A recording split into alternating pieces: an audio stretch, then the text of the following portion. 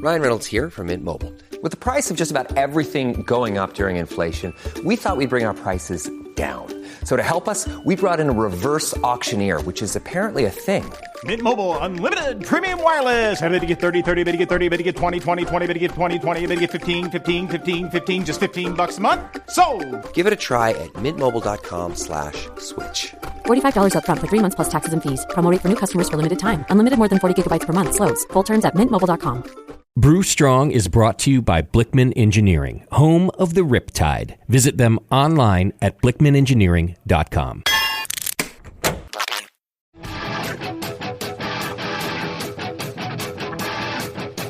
Brewers, it's time for the beer radio you've been looking for. This is the show that dispels myths, tackles the toughest topics, and makes no apologies for geeking out on beer. Hosted by two guys that drink before they think, Jamil Zainasheff and John Palmer. This is Brew Strong. Hey, howdy, hey, my brewing and brothers and sisters. Greetings to Brew Strong. With me today is my dear friend, Mitch Steele, the head of brewing at New Realm. What is your title now? Brewing operations brewer. What do you call yourself? I just call myself Brewmaster. That makes it easy. There you go. Master of all that's being brewed at New Realm. And New Realm's really expanded since you started a few years ago. It's you've got the operation in Virginia. You've added distilling, right? Yeah, we've been growing. We've got 3 locations right now. We had 4. We unfortunately had to close one recently, but we've got a brew pub in the Charleston area in South Carolina, and we've got our production brewery in Virginia Beach. And where I work is the Atlanta brewery, which also does a lot of production, but also focuses a lot on innovation. So you know, anytime we're doing something with a new hop variety or a new recipe or marketing is asked for some sort of wonky beer, we'll do it. And we'll do it in Atlanta. So it's a pretty good dynamic. We've got 2 distilleries right now within the breweries that we have. So we're really starting to put a lot of focus on spirits because there's a huge appetite for it in our area. I think that's the growth in the craft world, in craft drinks world is all in spirits. That's really where it's coming on strong. People have shifted over there. Yeah, I agree. I think we've seen that. And, you know, it's funny, we got into this, and I think you and I talked about this at one point, but we got into getting a distiller's permit because we were losing a lot of event business in Atlanta because of Georgia law, all we can serve as a production brewery is stuff that we make on site. So we couldn't bring in spirits or wines or ciders or, you know, anything, you know, that wasn't made by us. So we got a distiller's permit and started making some spirits. So that was, and you know what, it's turned into a great thing. So it's, you know, it's been a big part of our business. It's a lot of fun. Yeah. You know what else is a lot of fun? Hanging out with our dear friend, John Blickman from Blickman Engineering. He sponsored this show for, God, I don't know how long I've been doing this show, forever. 15 plus years. And he's been kind enough to support it and make sure it keeps happening. So all you listening, if you get a chance, make sure to check out blickmanengineering.com. You can send a nice email to feedback@blickmanengineering.com. Tell John he reads them all. Tell him how much you appreciate him supporting the show and making it happen. Check them out. Lots of great equipment, very innovative. And like I said, a lot of fun. He's a very fun guy. Today, we are going to be talking about genetically modified and genetically engineered ingredients and how they can affect your brewing or maybe even the beers you buy in yeast, in malt, in hops. There's a lot that's happening, and the future may have, I don't know, consequences. Should I say something? I don't know. Depends on how you view it, I guess. Yeah.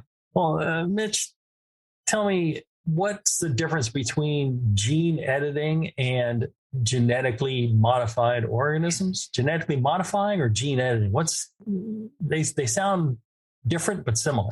Yeah, they are similar. It's something that, I'm on the subcommittee with the Brewers Association, and we've been talking about this a lot because we're starting to see movement in several beer ingredients in this realm of gene manipulation. But for my understanding, and we are trying to put together something that really clarifies this, genetically modified or GMO means that you are taking a gene from a different species and inserting it into the species that you're trying to change. So you're taking something from a different plant and putting it into corn genetics or something like that. Whereas gene editing, as it relates to yeast and to beer ingredients, my understanding, and I'm not an expert on this, so if I misspeak, forgive me, but my understanding is that this is a process that uses enzymes or something transferred into the organism's cell that changes the gene structure of the organism. So, for example, when we're talking about thiolization and thiolized yeast, there's a gene in most brewers' yeast that's inactive that converts thiols into aromatic flavors or frees up bound thiols. And we can get into all that. But, it's how these researchers are turning on these genes to make it work. And that's my understanding of what's going on the yeast side and with gene editing. Now, there are some GMO yeast as well, which has been pretty interesting to play around with. But yeah, it's very confusing. I think is consumers, we look at GMO and say, oh my gosh, but it's everywhere. And I will tell you, most brewers that use some of these ingredients are struggling with how transparent to be about it. Should we be concerned about the safety of using gene edited or GMO materials in our brewing? So I don't think gene editing presents any sort of risk to people. And there's a lot of work going on in Canada with gene editing, and they've got some very stringent requirements. But, in general, they've been saying that this process is incredibly safe, to consume the products after the fact. GMO is the one that's more controversial. And people have different beliefs. And, if you talk to people that are strictly science people, they by and large, don't see a huge issue with GMO. But, it's the connotation is something that everybody has to deal with. And I'm not going to sit here and say it's safe or not safe. It's something that, you got to trust the people that understand the process and understand the risks. And hopefully there's enough testing going on to make sure that it is, it is safe. But we all consume GMO produce. I mean, corn, tomatoes, all that stuff is mostly modified at this point. I think it was back, I don't know, decades ago that you first started hearing about genetically modified corn, and then people worried that they'd plant it and it would take over the world, and the monsters would come. And but and for me, I was always like, well, that's stupid. It's going to be fine. But on the other hand, you think back, to things like, I don't know, there's, for example, radium. They thought radium was the cure-all, and they were giving people radium. And, they were consuming radioactive, materials and that had tragic consequences. So, they said it was a cure-all. It was, a miracle. So I can see where people would become quite concerned. And for me, I think, people just need to know what they're being given so that they can make their own decision on it. It's not necessarily something we should stop, but on the other hand, something that, should be, maybe needs to be labeled. I don't know. So, in specifics, how does gene editing or GMO apply to yeast itself? Because that's the one I'm seeing a lot of.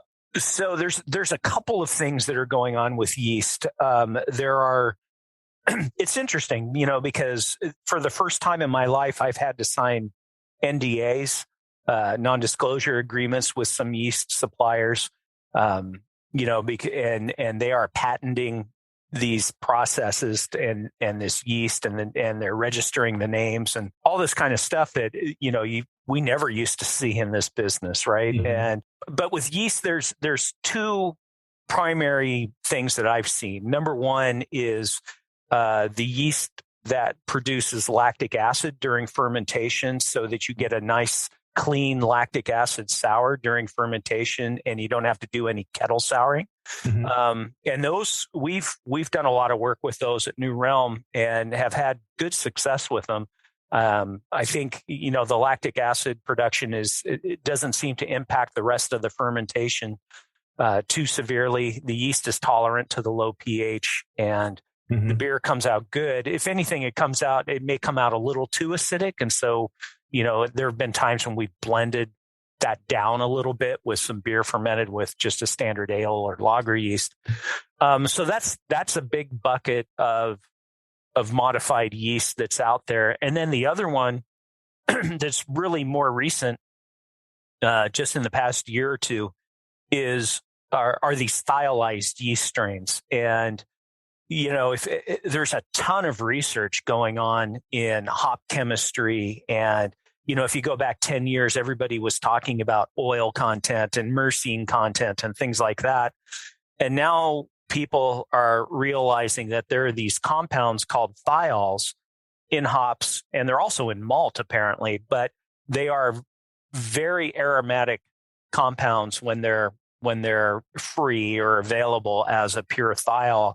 We're talking nanograms per milliliter, so like 0.05 parts per billion kind of levels, mm-hmm. astronomically low, kind of hard to comprehend. But these are very fragrant and very aromatic compounds, and they're identifying, the researchers are identifying these thiols that they're finding in hops, and some of the hops that are high in thiols are hops like Citra and some of the Southern Hemisphere hops. And then there are hops that have a lot of what are called bound thiols, which are attached to some other molecule or something. And what these yeasts do, these modified yeasts, is they can, during the fermentation, free up those thiols. And so you get an instantaneous blast of tropical fruit flavor in the beer. And we did an IPA that started off its life as a West Coast IPA in the brew house, but we fermented it with one of these yeasts. And by day 2, the hop character had gone from classic citrusy, resiny to 100% tropical fruit. And we didn't dry hop or do anything with it.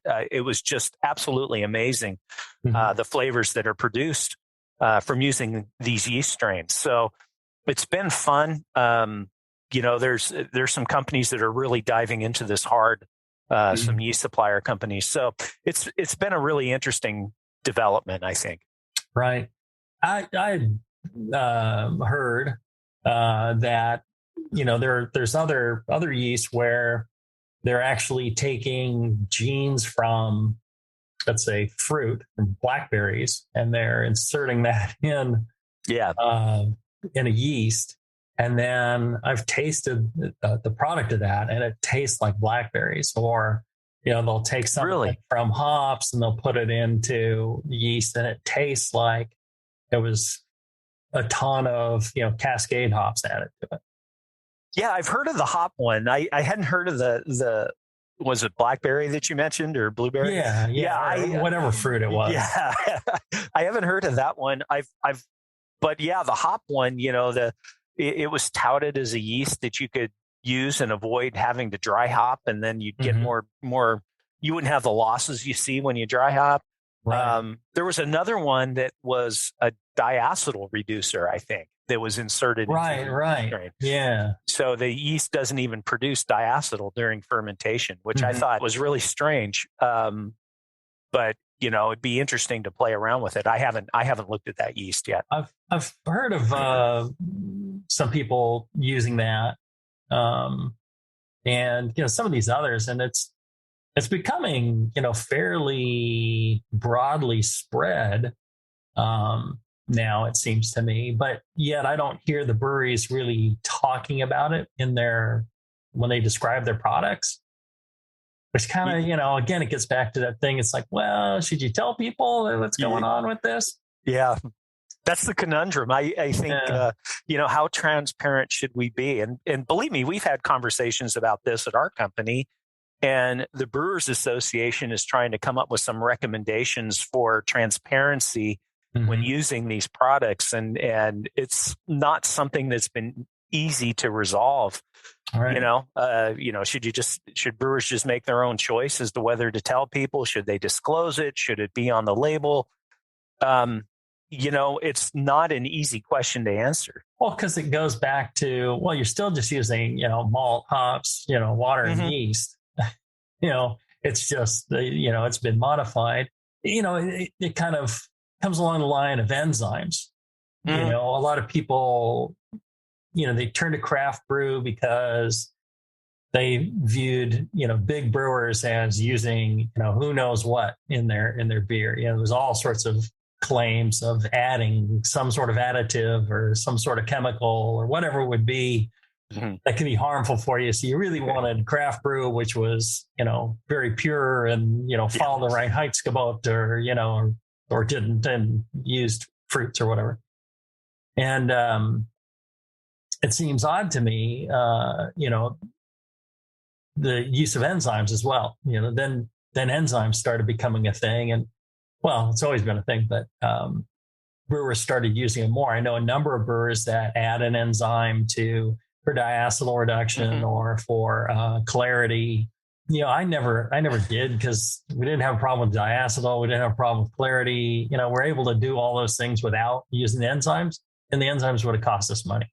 Yeah. So it didn't make a better beer, and it would have cost us money. So the answer was no, we didn't do it. We've done a bit.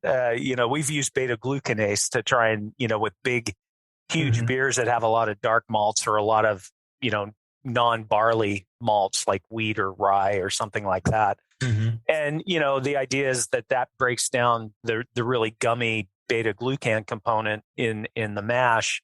And so you can lauter it. Right.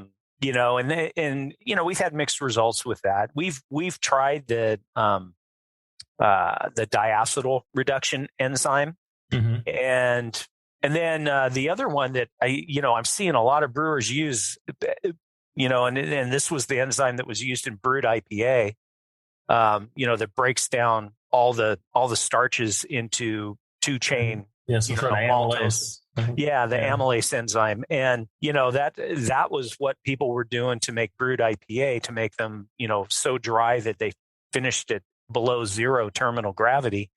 And, when people are doing low carb beers, that's typically what they're using. And that's the one that somewhat surprises me, because that always has been the realm of the big brewers, with, using these enzymes to really knock out any sort of residual dextrin content whatsoever, and make the beer low calorie, make the beer, light. That never was something that, until recently, that craft brewers really messed around with, but I'm seeing a lot of it.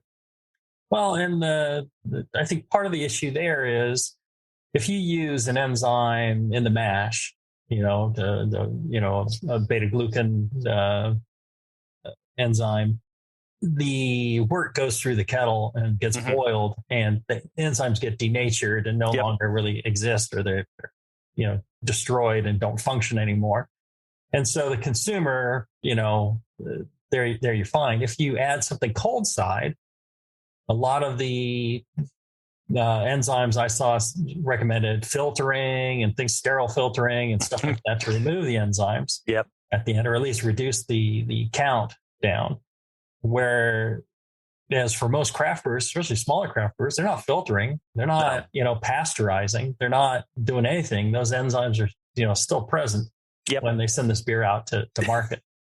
And so that becomes a question. Again, I don't think it would harm me because I put it in my stomach and the acids there denature the enzymes and, I'm good to go. But I can see how people would be worried. Let's take a quick break. And when we come back, we'll have more with Mitch about GMO and genetically engineered products in brewing right after this.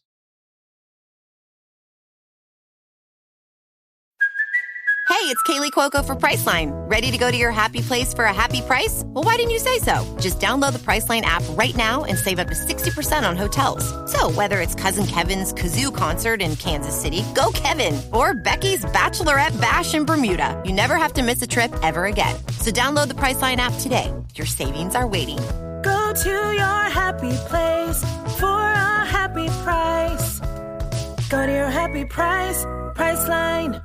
Are you looking for a simple brewing system that's great for all grain brewing, but everything on the market seems to be full of compromises? Blickman Engineering has the answer. The Blickman Brew Easy All Grain Brewing System. The Brew Easy is a complete system with easy upgrades and a beautiful compact design, perfect for any size brewing location. At its core, the Brew Easy is built on two gorgeous Blickman Boilermaker brew kettles, a high-temperature March pump, and either a top-tier gas burner or the new Boil Coil electric heater. The Brew Easy adapter lid allows the pots to stack on top of each other, forming an efficient, strong, and compact brewing setup that comes in 5, 10, and 20-gallon batch sizes. Upgrade your Brew Easy system with full automated control by adding a Blickman Tower of Power temp controller and make moving around easy with the Blickman Kettle Cart. The Brew Easy is modular. If you already own a Boilermaker kettle, you can build your Brew Easy by purchasing just the modules you need. The new Brew Easy all-grain brewing system. See it today at BlickmanEngineering.com and brew with Blickman quality on your new Brew Easy.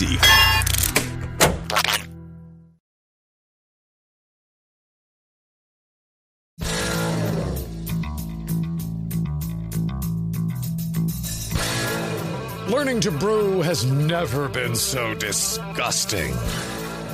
This is Brew Strong. All right, we're back. Talking with my good buddy. And I really appreciate you doing the show. Yeah, it's fun. It's good, great to see you, and thanks for asking me. I was looking forward to this. Yeah. All right. So we were talking about enzymes. Anything to add on the enzyme discussion? I think with all the research that's going on into things like hop creep and things like that, where brewers are starting to realize that just the naturally occurring enzymes in yeast and hops and these regular ingredients in beer can still be active in the package, because as you said, brewers by and large aren't sterile filtering or pasteurizing their beers.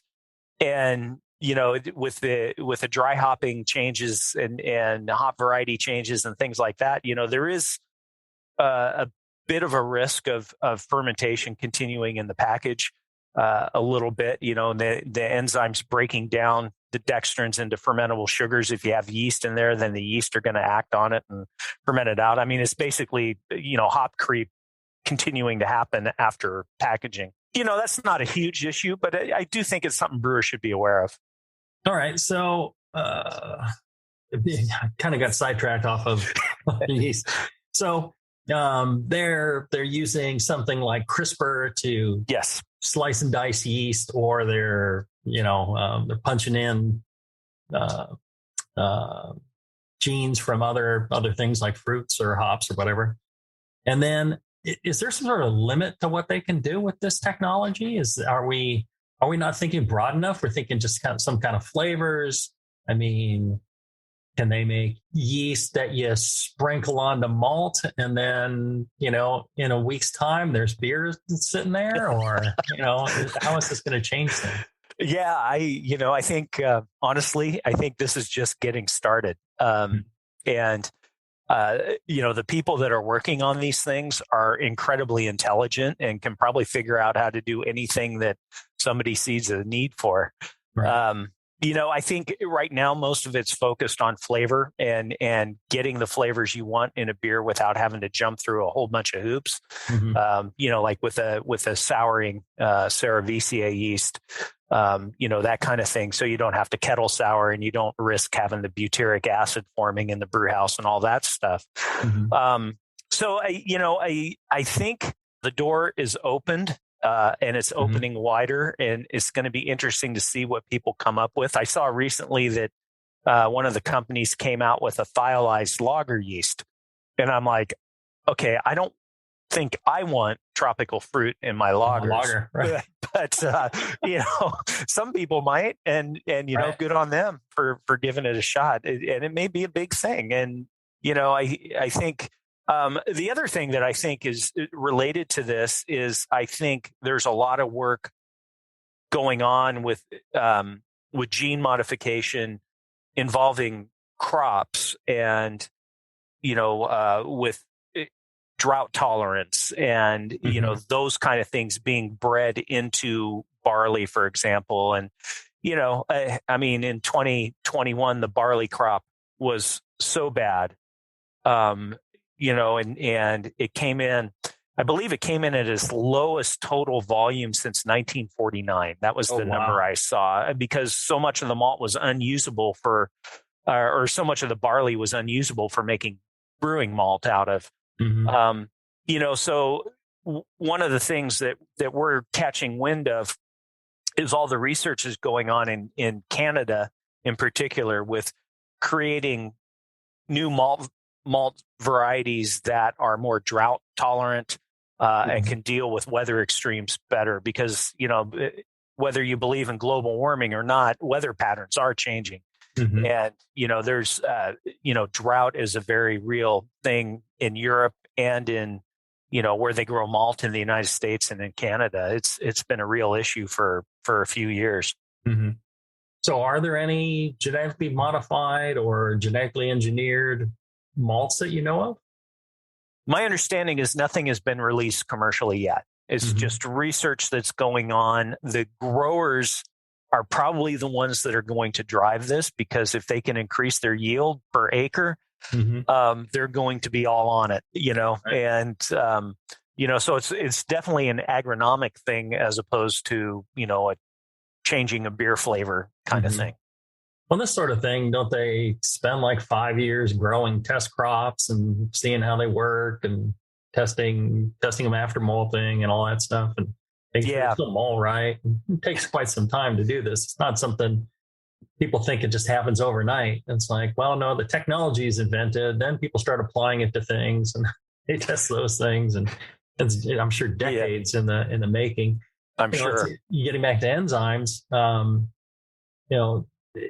I guess it was maybe 30 years ago or so that they started making artificial or man-made enzymes to accomplish certain tasks, which, you haven't really heard of, but it's coming on. The technology is advancing and they use it for all sorts of different things. It's pretty fascinating subject. It's interesting. I think the brewing business has always been pretty focused on new technologies. And I think, since the 1800s, in the Industrial Revolution, so much changed because of the brewing business. And, and I think craft brewing kind of took it back, to what you called pure and natural and which was all great and was definitely a response to what was going on with American lager brewing. But now, it's the technology and the innovation side of it is starting to come back because it's getting very competitive, and you need to have something that differentiates your beer from everybody else that's brewing great beer. Right. So, it's been a real interesting thing for me to watch over the last few years. I spent, I spent a lot of time with Anheuser-Busch, and the technology was always something that was very important to that company. They didn't take it as far as some of the other companies in the United States did, They still maintained very traditional German brewing processes, but as far as instrumentation technology and automation technology, that was something that Anheuser-Busch embraced 100%. And it just made things more efficient, and you get more beer out of the end result. Right. It's interesting because when I was with Heretic, when I'd order stuff like dextrose, or it was made from corn, or flaked corn or something like that for use in making beer, you had to make sure that you were purchasing something that was non-GMO, or you had to pay extra if you wanted non-GMO. Yeah. And the reason for that was, the customers were concerned. They, thought that, you got questions. It's like, I'm sure you get the question all the time. It's like, are your beers vegan? Yes. Right. We get that question a lot. Yes. Right. Like, okay, so you can't use anything, that wouldn't be vegan. So, it's the same thing with, folks concerned about GMO. Yeah.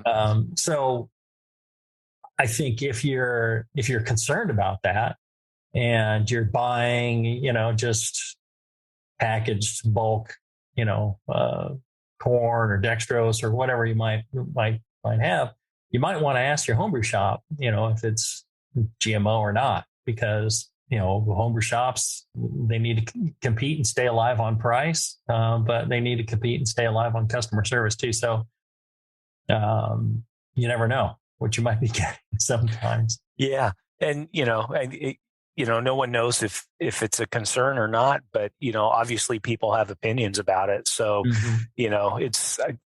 I think it's a good idea to ask and just understand. I think understand where your stuff's coming from. Understand where it's coming from. I think that's so important, regardless of what you're concerned about. Just knowing the source of your ingredients, whether you're home brewing or professionally brewing, it's important. Mm-hmm. Right. On that note, let's take a quick break. And when we come back, we'll have more about genetically modified, genetically engineered crops and brewing right after this. This episode is brought to you by La Quinta by Wyndham. Your work can take you all over the place, like Texas. You've never been, but it's going to be great because you're staying at La Quinta by Wyndham. Their free Bright Side breakfast will give you energy for the day ahead. And after, you can unwind using their free high-speed Wi-Fi. Tonight, La Quinta. Tomorrow, you shine. Book your stay today at lq.com.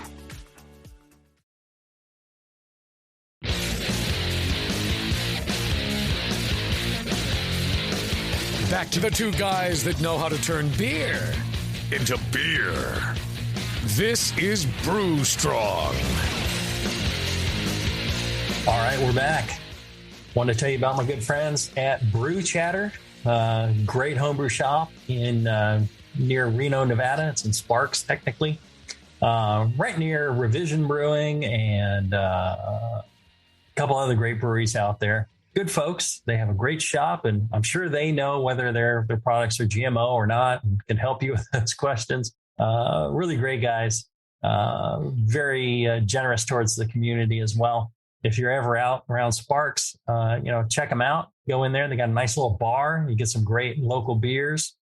If you are ordering off the web, you can find them at brewchatter.com. Good folks there. Check them out. Also sponsors of the show. That's why I mentioned them. So if you're using the genetically modified yeast, they express whatever compounds they ferment and express whatever compounds. If you were to make sure to remove all the yeast, you sterile filtered the beer or pasteurize it, the yeast were gone. Is that, less of a worry to the consumer, or does that not matter? Since the yeast have already expressed the compounds. And I guess the compound that will turn you into a zombie was already in there. Right. I would imagine that both those processes would remove,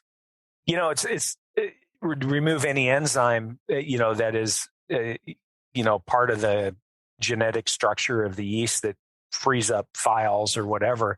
It's interesting. I don't know if any of those compounds or mechanisms in the yeast cell are secreted out into the beer as it's fermenting, whether it would stay there. So pasteurization would be, probably the safest bet for absolutely removing any residual impact of that yeast. But yeah, I don't know. I think people still need to learn about it, and there's a lot to learn. When I heard about this, I thought that the market for this wasn't the craft brewer or the big brewer. It was home brewers. I thought home brewers would have a lot of fun with this, and they really didn't have to worry about, what the commercial market thought of them. They could just have fun with it themselves. But I don't know if it's available to home brewers through homebrew shops. I think some of it is, yes. Yeah. I've seen it. I've seen homebrew packets of some of these yeasts. So yeah, I think it's available. And you're right. I would have expected homebrewers to, it may not have been available for a long time, but for very much time, but I would expect homebrewers being as creative and as innovative as homebrewers tend to be, would be all over this. Right. It's, and honestly, I've always felt that home brewing is what's driven innovation in craft brewing. I agree.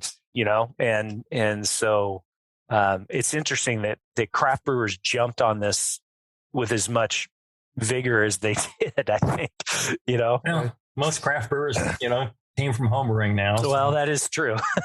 What I found when using some of these things is, and my talking with others who have, is it's not something, you can taste the character of the yeast, and it's not that natural seeming sometimes. You have to kind of blend it with other, if you're doing something that, producing a lot of tropical fruit, you gotta make sure you're also hitting with a lot of other hops that kind of match up with it. Otherwise it kind of stands out. Seems a little unnatural at points. Yeah, I think it can be one dimensional, I think, and I think most brewers follow up the fermentation with an additional dry hop so that you get some what's considered more normal hop character in the beer. I think that's important. It's it's all about balance, right? Yeah, it's like using some of those new hop products where, they've stripped out a lot of the leaf matter and you're just adding the oils and, a lot of just the resins, and it doesn't taste right. You have to use hop leaf matter because you've got to have that taste in there. Otherwise, it's very strange. Yeah, it's too much of a departure, and I agree. I mean, I think that's a great comparison because, playing around with some of those new hop products, they're great, they're fun, they're great to try, but in the end, I always end up blending back in some normal type 90 pellets, and trying, same here. And, then I get a flavor, work on getting a flavor that's exceptional, but, still has elements of tradition and, craft beer tradition. So I think you're right. I think that's really important. Speaking of hops, is that kind of the future? Is there something that we should expect? I mean, I think they've kind of avoided that for a long time, right? I think they were talking about this a long time ago, and then they just stuck with traditional breeding on the hops. Why is that? Do you know why they haven't gone further down that road? Well, yeah, I mean, hop breeding is still very traditional. It takes 10 years to really vet a new variety. And I can't speak for hop farmers as to why they've stuck with the tried and true, except that hop farmers and farmers in general tend to be conservative about this kind of stuff. And they're probably not seeing the impacts of the weather. I mean, they certainly are in hop growing regions, but maybe not to the extent that barley growers are in the middle of the country or the middle of the continent. I can tell you that, I've been learning in the past few weeks about how poor the German hop crop is. And the hop associations in Germany are encouraging growers to grow newer varieties that have better agronomic qualities than the old varieties like Hallertau and Tettnang and Hersbrucker. I'm concerned about that because I love those hops, and some of the new German hops have been really adequate additions to that kind of flavor profile. But some of them have more fruit character, and but hop varieties come and go. It's kind of a natural thing. But I think hop farmers in general, I think the ones that are involved in breeding enjoy breeding. Mm-hmm. And enjoy growing the hops, and I just don't think they've gotten to the point where they feel compelled to go down that road yet, and I don't see it happening anytime soon. I could be proven wrong tomorrow, but I think there's so much going on with breeding right now. Mm-hmm. It's really exciting that there may not be a need or perceived need. Mm-hmm. I know some of the hop varieties don't have good agronomic qualities. And, when you start learning about that, you're like, oh my gosh, Cashmere, brand new hop variety. It's got a very limited picking window, and Centennial is, early, and hop growers are looking at, when the hops ripen up, during the harvest season, and they call that the picking window. Mm-hmm. And they're growing hops so that each period of time during the harvest season is filled with hops that are maturing, and they don't stack things up at the beginning or at the end where they can't bring them all in. Mm-hmm. And that might be something that people look at, but I think by and large hops have remained very traditional in the approach. Right. I kind of think the opposite in a way, because I think previously they were, one, they didn't know that there was any money in it, but it's been proven that there is with all the copyrighted or trademarked or licensed hops that are being mm-hmm. grown now that are quite popular. They're seeing that they can charge a boatload more for those hops than they could for, other hops. So that's the one shoe. And the other shoe is they're seeing that, people are accepting the yeast being modified. And then I think if they start doing stuff to malt, they'd be like, yeah, why aren't we doing it to hops? And so I wouldn't be surprised if they're working on it now. I would think they're working on it just to see what they can do. And, somebody's working on it. Whether the growers will grow it, that's another question. Yeah, that is another question. It's a really interesting thing to look at. And I think you're right. I think if malted barley or barley breeding goes down this path, then it would be a natural progression of things for hops to follow. I just haven't seen any evidence of people doing it yet. Mm-hmm. But there's a lot of smart people, a lot of really well-educated people doing a lot of research on hops right now. So, it's quite possible that somebody's going down that road. Right. And, I assume it's, essentially the same processes that, they would do for, other grains and for yeast in the way they would modify it. And isn't there, susceptibility to, mildews and blights and things like that? I would think that would be something they'd want to engineer out of the hops, and, drought tolerance, and, like you're saying, change the picking window on them. Lots of things that, I'm sure they could do, maybe even up the production of alpha acids. I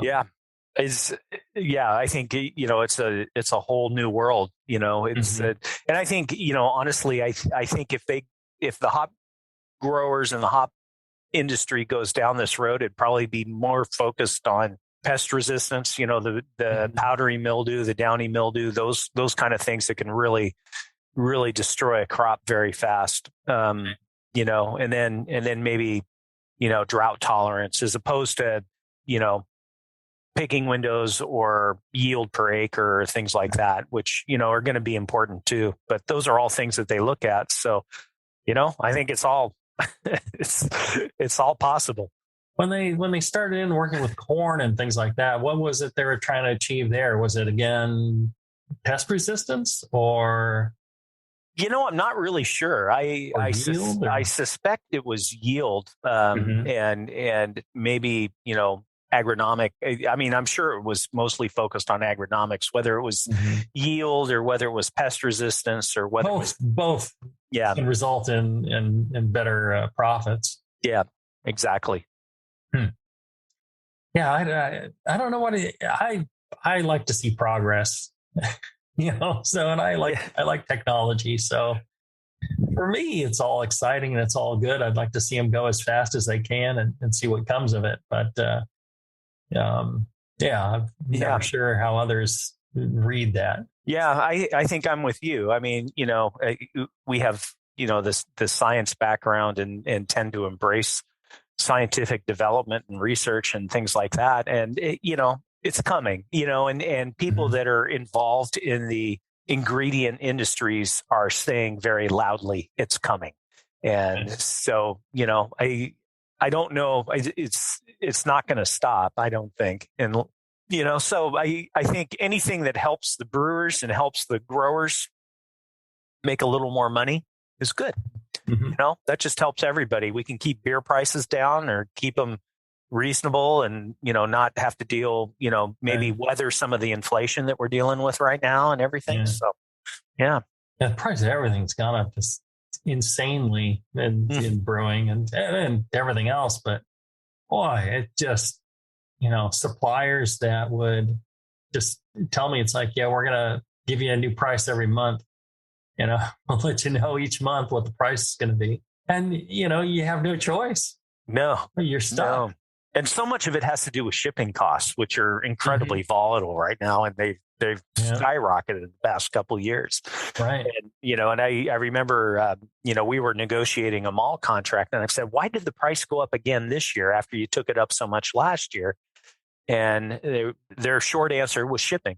Shipping costs have increased dramatically and they can't make any money at that old price. Like, what are you going to do? Yeah. And I guess the shipping companies are making, giant windfall profits. I hope somebody's making some money because yeah, I think a lot of it, a lot of the inflation that's happened has been from profiteering. People see that opportunity to take as much as they want and they get greedy. Yeah. They've got a built-in excuse, or a reason. Right. So, yeah. And they think, they think nothing of it, but they're kind of killing the goose that lays the golden egg. Exactly. Yeah. It's a very short-term point of thinking. Yeah. All right. One last short break. And after we come back, we'll wrap up with any thoughts you have after this. If you're listening live, feel free to ask questions in the live chat on the Brewing Network page on Facebook. And I actually can see those and can ask them away. We'll be back right after this. Whoa. Landing an account this big will totally change my landscaping business. It's going to mean hiring more guys and more equipment and new trucks for the new guys to drive the new equipment in. I don't know if I'm ready. You can do this, and Ford Pro FinSimple can help. Our experts are ready to make growing pains less painful for your business with flexible financing solutions that meet the needs of your business today when you need them. Get started at fordpro.com/financing.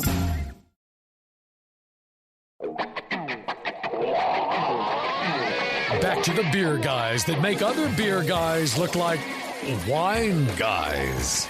Brew strong. All right, we're back. We're talking genetically modified and genetically engineered ingredients in beer, what kind of impact it may have. I think it's exciting. I think it's inevitable in a way, unless the consumers really push back against it. Yeah, I agree. I think it's coming, and it's the research that's going into this is phenomenal. And also the research is just going into hop chemistry and understanding what's in the oils and hops and in those lupulin glands. And, they're identifying new thiols all the time, so they're, the researchers are doing deep dives into what components of hops are contributing to beer flavor, and they're learning so much new stuff, and I don't know, there was one hop supplier who put out a research paper, or it was basically a chart that showed how well the hop flavors survived fermentation. And it's very variety specific. Centennial was the one, that if you use Centennial in the whirlpool, more flavor is going to carry through the end of fermentation than any other hop that they tried. And they have this whole, bar chart. Yeah, Centennial is that way. I mean, you can always taste Centennial no matter where you use it. Yeah. So, that kind of research that's going on is only going to help brewers make better beer, and I 100% embrace that. Well, and I've always, in the studies and the information that's coming out is fantastic. There's an acceleration. It's like Moore's law, on hop chemistry. They're doubling the amount of knowledge. It's a logarithmic increase in knowledge. Yeah. And I think, interesting to me is, you go back to IBU calculations, so way back in the day, we all calculate IBUs using a formula. There were several formulas. You picked one and it was wrong. It didn't really matter, because what it was just a way for you to put a number on what you were doing, and you could adjust from there. Yeah. And the thing is, the reason it was wrong is because it depended on, in my view, the yeast you were using. And certain yeast will take more of the bitterness out. Certain yeast will leave more of it in. The finished beer is always going to be different. And so I think there's a fascinating bit of research to be done in the combination of hops and yeast. And they're doing a lot of that now with the biotransformation and all that.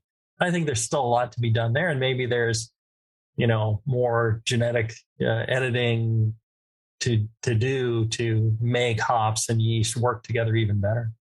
We got a question in from Adam. He was asking, what's a good pH range going into the fermenter for those lactic acid producing yeasts? Just a standard wort pH, 5.2 or so, somewhere in there. It'll drop the pH very quickly to low 3s during the fermentation. So you don't need to acidify your wort at all. It's the yeast will take care of that. There you go. And is there any way to stop the acidification at an earlier point? Say you wanted something more in the mid 3s instead of the low 3s. Does having a more dextrinous wort, less fermentable wort, affect the amount of acid produced? If you took two worts, one that was highly fermentable and was going to finish lower in finishing gravity, and one that was a lot less fermentable and would finish at a higher finishing gravity, are the pHs going to be different? I imagine they would. Logically, you would think they would. That is not something we've looked at. I think that's a really great question. Right. Is if the extent of fermentation activity that happens in the tank, does that impact the final total acidity and pH of the product? We've always approached it as, never trying to stop it, just blending if we needed to. And that was, right. That's been very effective, because that softens the tartness, in some of the beers that we've made. So I think that's a great question. I will say we do a beer that's got a whole bunch of lactose in it. And it's a sweet Berliner Weiss with lemon and tea in it. And it's supposed to taste like an Arnold Palmer. And we are using one of those lactic acid producing yeasts in it. And the sourness is very mellow, because of all the sweetness that's in the beer as well. And, I'd have to go back and look at our analytical records to see if the pH is actually higher in that one, because that one has less fermentation activity. That's a really interesting question. There you go. That's what I bring to the show. Interesting question. Well, and if you like this and you like the material that we put out, make sure to check out our fine sponsors. Check out Blickman Engineering. Again, he's been doing this, paying for the show for like 16 years, 16 years. That is a lot of coin and a lot of information that we've provided. And check out our good friends at Brew Chatter up in Reno. If you're ever around that area, they're great. If you're ever up there, Mitch, have you've been to Reno, haven't you? It's been many years. It's been about 7 or 8 years. I need to go. My brother actually moved to Reno a little while ago, so I need to make a trip at some point. Well, there you go. And let me know if you're going. It's a short ride up the hill for me, and we'll meet up in Reno and hit all these places and have some fun. Yeah, that'd be great. All right. If you're listening live, stay tuned. We're going to have a Q&A show right after this, and Mitch is going to stick around for that, answer some of the questions people have sent in. And if you're listening live, you can ask your questions in the chat, just on Facebook, on the Brewing Network page. You go to the video there and live chat, and you can just type your questions in, just like Adam did with his fine question about pH. So, until then, everybody, brew strong,